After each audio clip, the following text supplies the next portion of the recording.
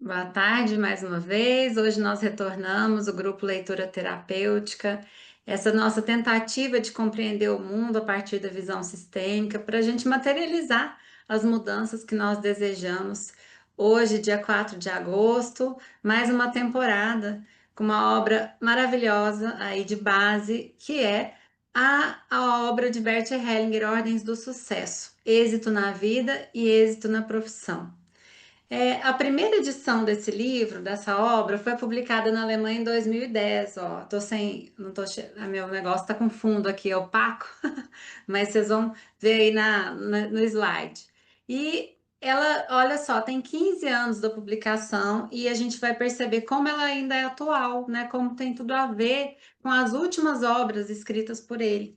E essa que nós vamos estudar é a sétima edição, publicada em 2022 no Brasil pela editora Atma. Então, a gente pode encontrar, né, nessa versão física. Aí na editora, na Amazon, tem vários lugares, né, que vendem as obras de Bert Hellinger. O principal que eu costumo comprar é na Amazon, né? E é importante até a gente falar aqui que pensando nas ordens do amor, né, no dar e o receber, na reciprocidade, é sempre importante a gente valorizar a obra do autor, né, adquirindo para que a gente possa também devolver o que o autor traz para nós de conteúdo nas obras, né? Então, esse estímulo aí para quem quiser conhecer importante, muito profunda. Eu digo pequena porque ela é fininha, né? Ela tem aqui, quer ver? Deixa eu olhar aqui para vocês. 85 páginas, então é uma das menores obras, mas com muita profundidade para a gente sair daqui um pouco melhor.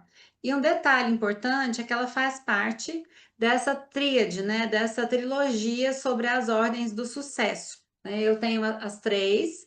E aí a gente sempre começa, né, pela primeira, que é essa mesmo que vocês votaram lá no grupo para a gente começar.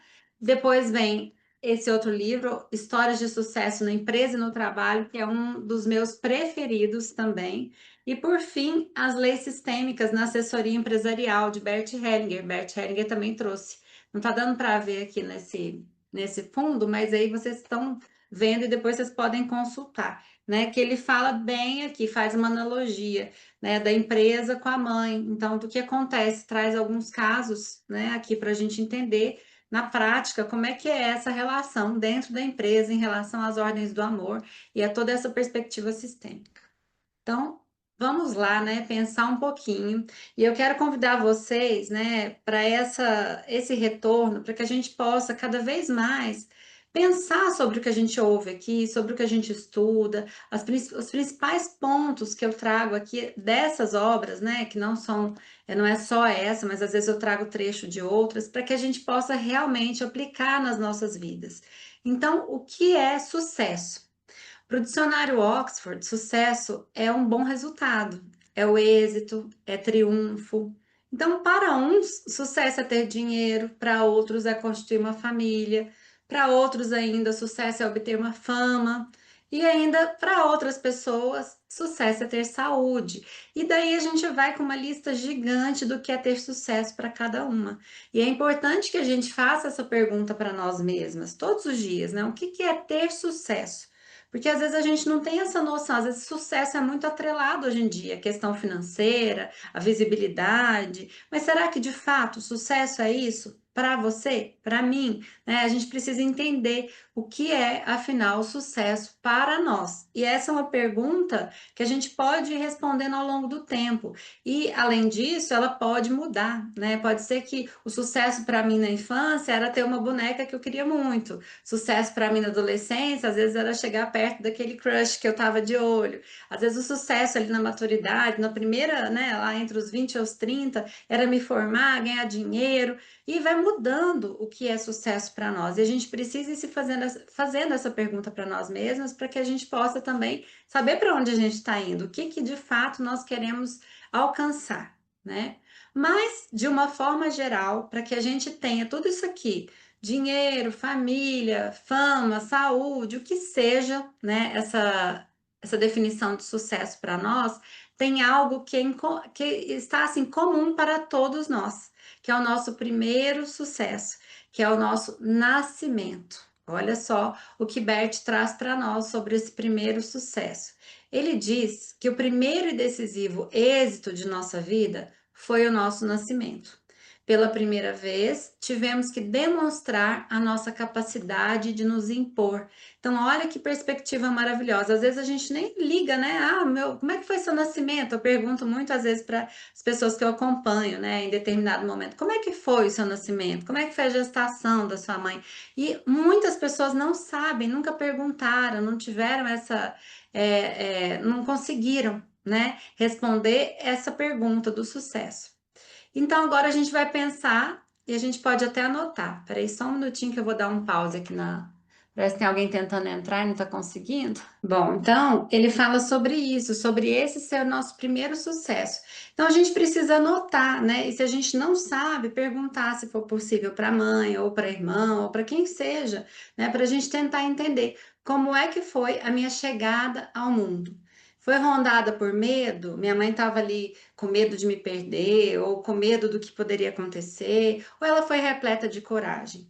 Eu precisei de ajuda para nascer, tem gente que precisa de ajuda, né? O parto cesariano, fórceps, mesmo se for parto natural, ou eu nasci no dia que eu quis, do jeito que eu quis, na hora que eu escolhi, né? Precisei ficar sozinha ou pude desfrutar imediatamente do aconchego materno. Então, tem bebês que nascem e precisam ficar na incubadora, ou a mãe está adoecida, acontece alguma intercorrência no parto, a mãe precisa ser afastada da criança.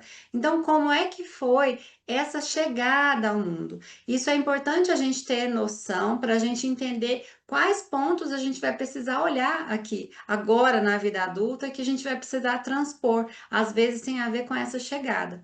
Mas independente da chegada, né, da forma como nós chegamos, nós estamos aqui. E esse é o maior sucesso, essa é a maior prova que a gente tem desse êxito inicial. Se nós estamos aqui hoje, é porque nós somos bem-sucedidos, independente da forma como tudo aconteceu, certo? Bom, deixa eu ver aqui. E aí, como que a gente faz, né, para lidar com esse início? Esse bebezinho aí tá até com biquinho, né? Será que ele queria nascer, né? Como é que foi esse início dele, né? E o Bert fala o seguinte: é claro que os efeitos de tais primeiras experiências podem ser superados. Olha a palavra que ele usa, parcialmente, mais tarde. Também podemos ganhar uma força especial de tudo que é difícil e pesado. Então, ele coloca isso, né? E aí não precisa ficar preocupando agora, falar assim: ai meu Deus, então eu não vou superar, eu não nasci de parto normal, eu fui arrancada de cesárea, não era o dia que eu queria, né? Ou então eu precisei de ajuda, como é que eu faço? Eu não vou recuperar, é só parcialmente. Mas esse parcialmente aqui é porque vai ficar em nós esse traço, essa marca da chegada.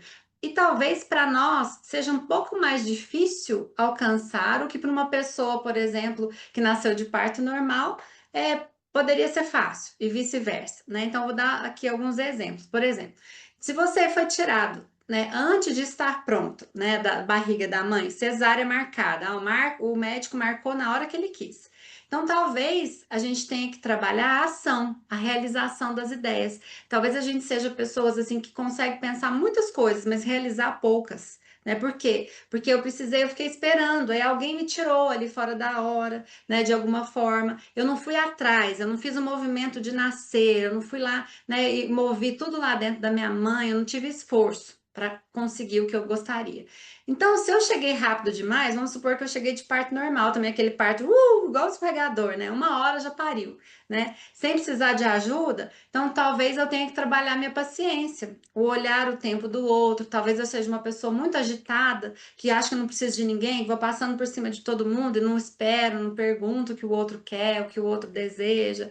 Então, todos nós vamos ter prós e contras, né, dessa nossa chegada. E, na verdade, os contras que a gente fala são pontos que a gente precisa observar para trabalhá-los. E é claro que é para a gente, né? Se eu tenho que trabalhar a realização, essa parte é difícil para mim. Então, eu sempre vou ter um traço de procrastinar, às vezes, ou ficar esperando que alguém venha, ou fazer algo junto com alguém, porque sozinha não tem coragem de ir. Às vezes, eu vou ter esse traço dentro de mim, mas eu posso sim desenvolver e começar a dar início. Eu realizo, eu vou sozinha mesmo, mas como? Com consciência disso tudo que eu vivenciei, desse traço, né, dessa marca do meu nascimento, que fica guardado no meu corpo, guardado na minha alma, né, até o presente momento. Então, por isso que ele traz essa parcialmente superados, né? E a gente pode também ganhar força com isso. Então, se eu sou a pessoa que às vezes eu espero mais, às vezes eu sou uma pessoa que observo mais, eu cuido mais da opinião, cuido do outro, assim, no sentido de olhar para o outro, que o outro está sentindo, ao contrário daquele que vai com tudo, que às vezes não olha para o lado do outro. Então, a gente tem forças também dessa chegada ao mundo, por mais que tenha sido difícil, né? Assim, desafiadora nesse primeiro momento. Bom, e aí se a gente nasce, né? E ele vem com essa sucessão. A gente nasceu, grande sucesso, nosso primeiro sucesso. Qual é o próximo? A gente sempre quer saber, né? Qual é o próximo? E Bert Hellinger traz que o próximo acontecimento decisivo e o próximo sucesso é o movimento em direção à mãe, agora como outra pessoa que temos, que nos coloca no peito e nos nutre. Com seu leite, tomamos a vida fora dela. Olha só. Olha que importante. Nascemos, né? Não está pronto, mas é um grande sucesso. Como que foi essa nutrição fora da barriga da mãe? E aí a gente vai anotar de novo para a gente entender como foi. Foi possível amamentar? Foi possível tomar essa mãe? Foi difícil? Foi desafiador? O que que a sua mãe fala sobre a sua amamentação? Ela fala: ah, você não quis mamar. Ah, não dei conta de dar leite. Ou então tive leite um mês, recebi uma notícia ruim, meu leite secou. Como é que foi, né, essa situação? Porque vários acontecimentos podem surgir nesse primeiro momento ali de contato da mãe com o bebê que vão dificultar esse processo de se nutrir, de tomar a mãe. E ali, gente, olha que interessante que ele fala. Tomar a mãe é um processo ativo. E eu acrescentei aqui contínuo. Por quê? Primeiro a gente tem que chorar para a mãe saber que a gente está com fome. E depois que ela coloca a gente no peito, a gente tem que sugar, fazer a sucção. Então é um processo ativo o tempo inteiro esse tomar a mãe. Se eu ficar esperando caladinho lá no berço, às vezes eu vou passar fome ou eu vou até morrer, né? Às vezes eu dou uma baixa ali. Antigamente, quando eu tive meu filho, os médicos falavam assim: tem que amamentar de 3 em 3 horas, se não cai muito, dá uma hipoglicemia, não sei o quê. Então a criança morre se a criança não chorar para mamar, né? Muitas vezes. E ele fala, o Bert Hellinger traz assim, que mais tarde, na vida, se revela que quem conseguiu tomar plenamente a mãe terá êxito e será feliz, né? E quando alguém rejeita sua mãe, rejeita também a vida, seu trabalho e sua profissão. Então aqui a gente precisa entender muito bem o que significa isso, para a gente não achar que isso é matemática, né, gente? Que é uma coisa assim fatal. Não, por quê? A gente vai sempre pensar na parte simbólica. O que que a mãe representa para nós? Ela representa a vida. Então, se a gente não é ativo em relação à nossa mãe lá no início, a gente também provavelmente não vai ser ativo em relação à vida hoje, no nosso trabalho, na nossa profissão, em vários relacionamentos. Se eu rejeitei a minha mãe por algum motivo lá atrás, talvez eu também rejeite a vida e nem perceba no nível inconsciente. Então, aqui a gente vai partir para esse simbolismo da mãe representante da vida, né, para a gente poder compreender melhor. E aí, Bert traz um termo que eu gosto muito, que é movimento interrompido, porque nós nem sempre conseguimos fazer esse movimento em direção à nossa mãe, né? Muitos fatores podem atrapalhar. E eu trouxe aqui alguns para a gente pensar: morte no parto, adoecimento da mãe ou prematuridade do bebê, ausência da mãe em função do trabalho, vários, gente. Às vezes não tem o leite, às vezes vários, às vezes deixa com a avó para mudar de cidade, a gente não sabe, mas tem vários fatores que podem interromper esse movimento inicial ali depois do nascimento para nossa mãe. E eu gosto desse termo movimento interrompido, mas tem outro que ele traz que eu acho que é muito mais bonito também e dá para a gente entender. É um amor represado.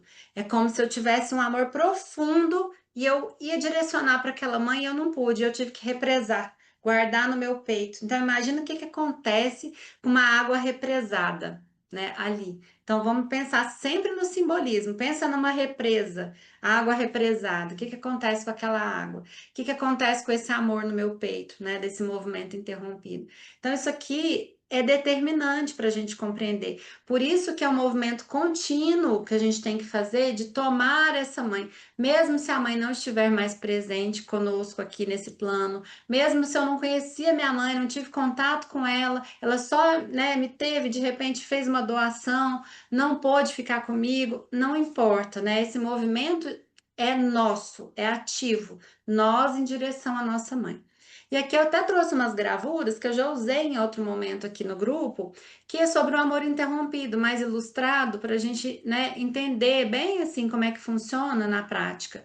Então, é como se assim, eu tive o bebê ali e de repente eu até amava, estava bem ali, mas eu precisei deixar ele com alguém, por exemplo, para voltar ao trabalho, com 4 meses, que é o que a maioria das mães fazem, né? Deixa lá, às vezes, até numa escolinha integral, né? Ou com uma cuidadora contratada, e às vezes ou com a avó em outra cidade, ou com a avó na própria cidade, mas deixa o filho 6 da manhã e busca ele 7h30, 8 da noite. Não tem contato com aquele filho.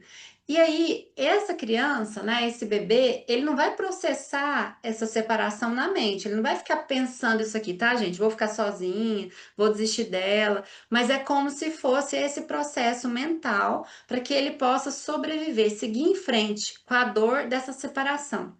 E no corpo desse bebê, ele sente como se ele estivesse desintegrando. Isso quem fala não sou eu nem o Bert Hellinger, né? Não é novidade. Quem traz esse processo são os psicanalistas que trouxeram primeiro essa relação da mãe com o bebê, essa dia de Winnicott, né? Entre outros que estudaram, Melanie Klein. Então é como se o bebê desintegrasse. Imagina a dor desse bebê, dessa separação. Ele pensa assim: não vou suportar, né? Vou morrer sem essa mãe.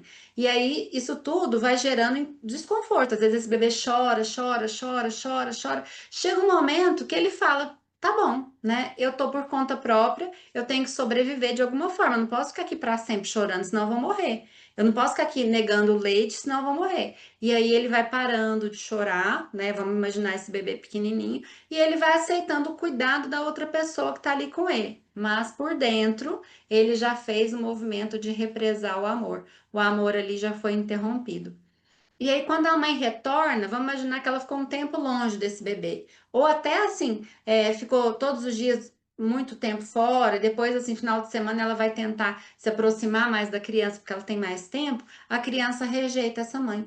Às vezes, essa criança na mão, né, nos braços, desculpa, da mãe, ela chora demais e ela fica bem em outros braços. Às vezes ela mamava, amamentava, de repente ela começa a rejeitar o leite. Então, ela começa a fazer um processo ali de distanciamento e a mãe fica meio sem saber o que está acontecendo, que a mãe precisou fazer isso. A mãe ama profundamente essa criança, mas ela precisou, né? E ela se sente culpada, achando que fez algo errado, e aí ela acaba se retraindo. Ah, esse menino não fica no meu colo mesmo, não gosta de mim, quando eu pego ele chora, então eu vou deixar mesmo com a minha mãe, eu vou deixar com a babá, ele vai ser melhor assim. Então, ambas não conseguem mais se entender. Olha só, isso tudo no nível inconsciente, gente. Essa mãe continua, né, trazendo dinheiro, cuidando dessa filha, a filha continua convivendo com essa mãe, mas ali dentro, né, ali profundamente, as duas estão estremecidas, tiveram esse amor interrompido. E aí, na vida adulta, quais as consequências desse amor? Consequências do movimento interrompido. Deixa eu aumentar a tela aqui, que eu acho que não tá grande. Aí foi. Voltou tudo. Bom, dentre as consequências, são muitas, né, gente? Claro que essa relação entre a mãe e o filho, a mãe e a filha, talvez vai ser uma relação muito difícil, de pouca intimidade.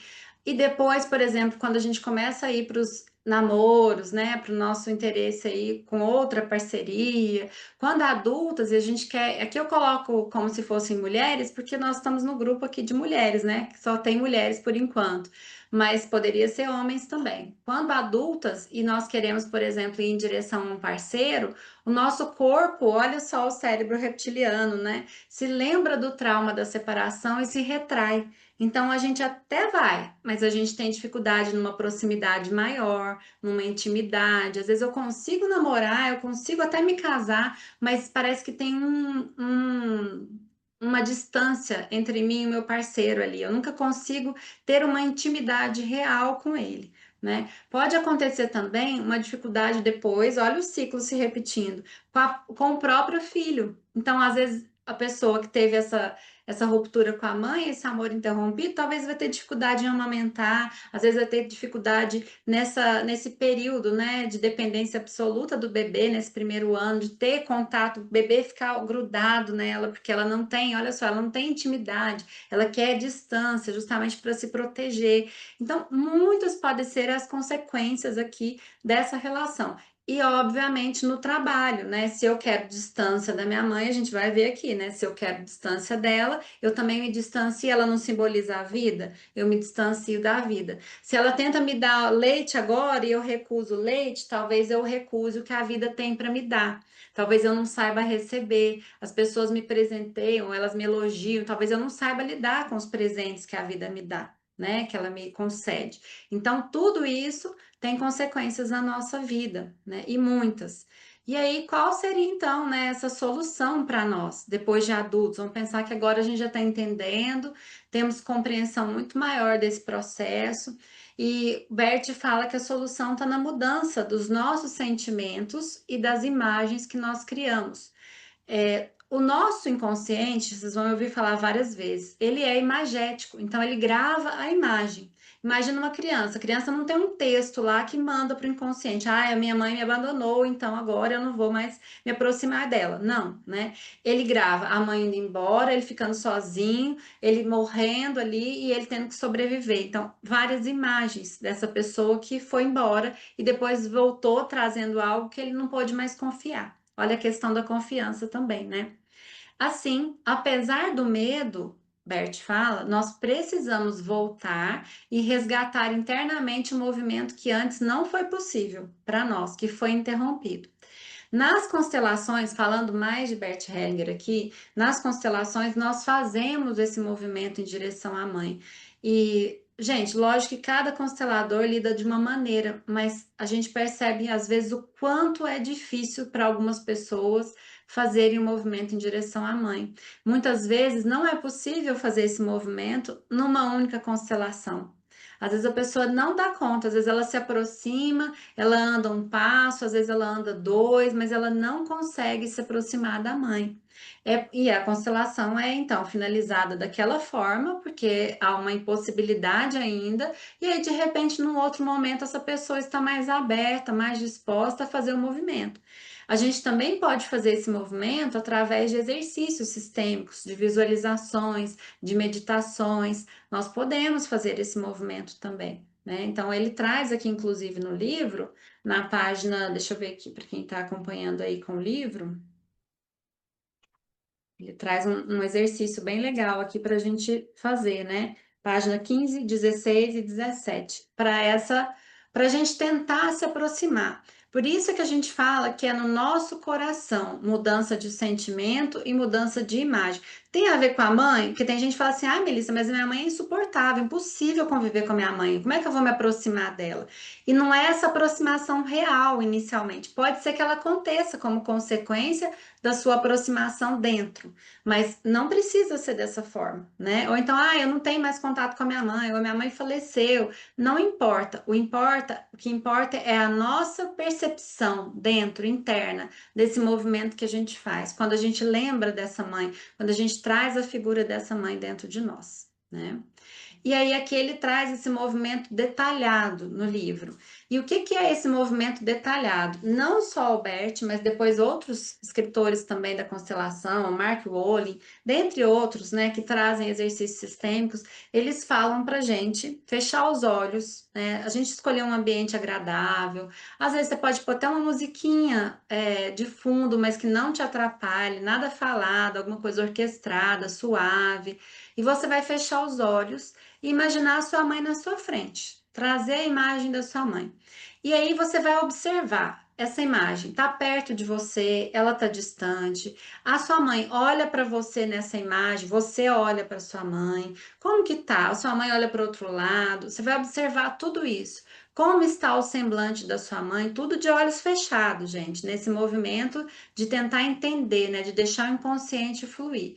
A mãe olha com raiva pra gente, a mãe olha de forma amorosa. Quando ela olha de forma amorosa, eu me abro para ela ou eu me fecho para ela achando que é ironia da parte dela, que eu não quero receber esse sorriso. Como que é o meu, né, a minha percepção em relação a essa mãe? Então ele fala para a gente ficar. E se por acaso houver um obstáculo entre a minha mãe, né, e eu nesse momento, às vezes eu não quero chegar, eu acho que ela é irônica, eu acho que ela é crítica, é para a gente esperar um pouquinho olhando nos olhos dessa mãe, nessa imagem que a gente está, né, trazendo, nessa olha bem nos olhos dela e vai tentando se abrir, como se a gente relaxasse o corpo. Você pode usar até a respiração. Inspira e solta devagarzinho, tentando se abrir um pouco mais para essa mãe. Será que é possível se aproximar um pouco mais? Então, é nesse movimento suave que a gente vai fazendo o movimento em direção à mãe.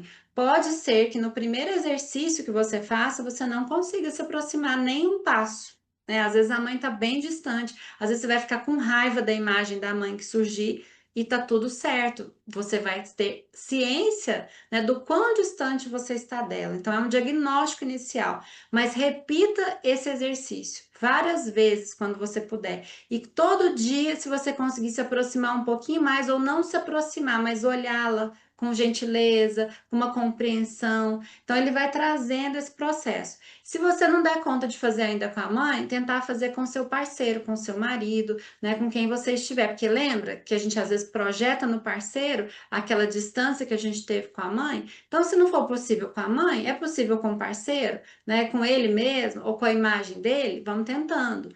Isso tudo vai fazendo a gente se abrir, né? E abrir para a mãe, a gente se abre para a vida. Então, aqui, né, para a gente ir finalizando o nosso encontro, mas antes eu quero até trazer uma historinha para vocês. Mas por que então que é tão importante o nosso movimento em direção à mãe? Muita gente acha isso um absurdo, né? Nas constelações, fala, mas tudo que tem a ver com a mãe. Uma vez eu atendi uma pessoa que foi muito engraçada. Ela falou para mim assim: Olha só, eu vim para terapia, mas você não fala de pai e mãe para mim, não, porque eu não posso nem ver pai e mãe, né? Todo terapeuta que eu fui me falava de pai e mãe, então, por favor, não fale, né? Então eu falei, não tem jeito, né, de fazer terapia se a gente não falar de pai e mãe, se a gente não falar da origem, não falar da raiz. E foi até engraçado o jeito que ela falou, mas eu entendo a dor, né? Depois ela foi compreendendo e foi aceitando e assim foi melhorando muito, né? Mas no primeiro momento foi o que ela me falou, porque doía muito falar sobre eles, né? E ele, o Bert fala o seguinte: um movimento interrompido em direção à mãe, ocorrido precocemente, comprova-se mais tarde ser um obstáculo decisivo para o sucesso em nosso trabalho, profissão ou empresa. Aqui também se trata de se dirigir ao sucesso ao invés de esperar que ele venha a nós. Então, olha lá, o sucesso não adianta a gente ficar esperando cair do, né, não sei de onde, do céu, não adianta a gente ficar aqui paradinho, a gente precisa se movimentar, não tem jeito, a gente precisa mudar algo em nós. É interessante também uma outra pergunta que eu recebo muito é assim: afirmação positiva ajuda? Aí eu respondo, ajuda, né? Lógico que ajuda. Se você está pensando só negativo, você começa a afirmar algo positivo, é um primeiro passo. Mas é só o primeiro, gente, só o primeiro, porque tem que ser ativo. Não adianta só eu afirmar positivamente, mas será que o meu comportamento também está sendo nessa mesma direção?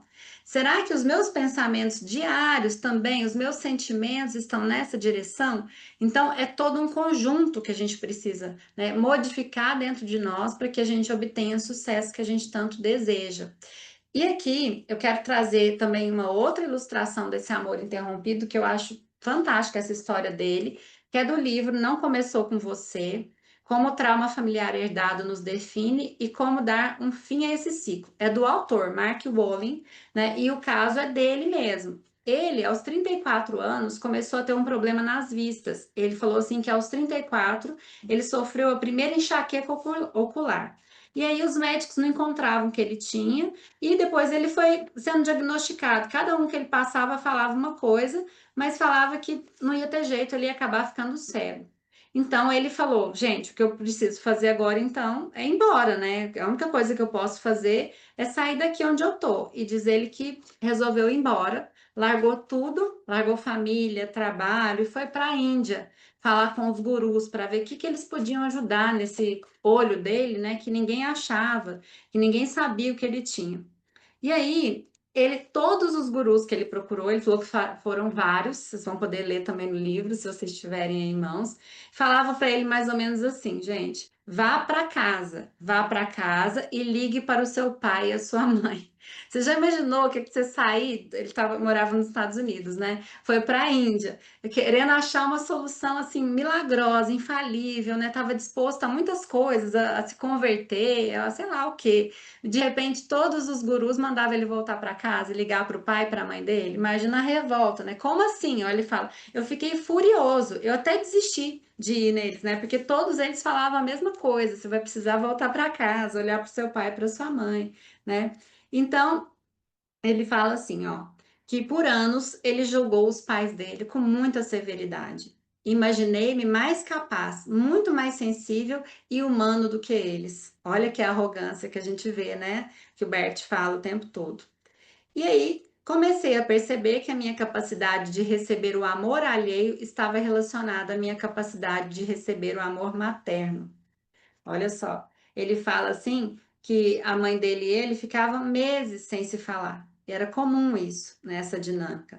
Quando conversávamos, eu encontrava uma forma, por meio de palavras ou da minha linguagem corporal blindada, olha o que ele fala, de ignorar os sentimentos calorosos que ela demonstrava. Olha como ele que estava fechado. Eu parecia insensível e distante. Em contrapartida, a acusava de não ser capaz de me ver ou ouvir. Era um impasse emocional. Né?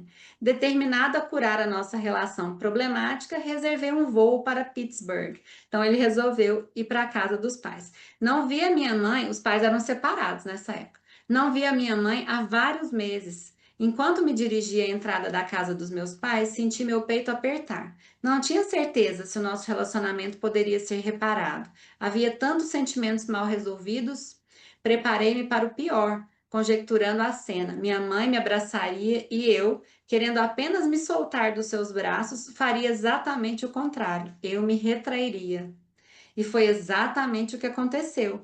Envolta em um abraço quase insuportável, eu mal conseguia respirar. Mesmo assim, pedi à minha mãe que continuasse me abraçando. Olha, ele estava disposto a mudar isso aqui. Queria entender de dentro para fora a resistência do meu corpo, como eu recuava, quais sensações surgiam, como eu me fechava. Não era nenhuma novidade. Tinha percebido esse padrão espelhado em meus relacionamentos. Só que dessa vez eu não iria embora. Meu plano era curar essa ferida na sua origem. Olha a coragem dele agora, né? Quanto mais ela me abraçava, mais eu sentia que ia explodir. Era fisicamente doloroso. A dor se fundia ao torpor e vice-versa. Então, depois de alguns minutos, algo cedeu. Meu peito e meu abdômen tremeram. Comecei a me soltar e nas semanas seguintes progredi ainda mais. Em uma de nossas muitas conversas durante esse tempo, minha mãe compartilhou, quase que de maneira espontânea, um acontecimento da minha infância. Ela teve que ser hospitalizada por 3 semanas para operar a vesícula biliar. Com esse insight, comecei a juntar as peças do que ocorria comigo. Isso foi antes dos 2 anos de idade, quando a minha mãe e eu ficamos separados. Houve uma retração inconsciente que se enraizou em um lugar do meu corpo. Quando ela voltou para casa, eu não confiava mais nos cuidados dela. Não era mais vulnerável em relação a ela. Em vez disso, a afastei e continuei a fazê-lo por 30 anos seguintes. Olha, gente, estou até arrepiada, né? Essa história dele, do Mark Walling, retratando esse amor interrompido. E olha o jeito que ele arrumou de se curar, hein? Falou, mãe, me abraça aí que eu quero sentir, até eu ceder alguma coisa dentro de mim. Né? Muito mais forte se a gente tem essa possibilidade que a gente possa fazer, mas não é qualquer um que dá conta, né, de chegar e pedir para a mãe esse abraço. E aí a gente percebe, né, que éramos nós que estávamos fechados para ela e não elas para nós. Porque, gente, a mãe, por pior que tenha sido esse início, a mãe fez o que ela deu conta, o que foi possível para nós, né? E quando a gente compreende isso, fica mais fácil. Mas isso que ele retratou no corpo, gente, é porque quando a gente se traumatiza, né, a gente paralisa algo dentro de nós. É como se a nossa respiração, naquele momento do trauma, a gente até segurasse a respiração e fica congelado, criptado dentro de nós, de alguma forma. E a gente precisa voltar para essas terapias corporais, e ele fez isso em loco, ele foi lá atrás da mãe, na casa da mãe, que foi maravilhoso.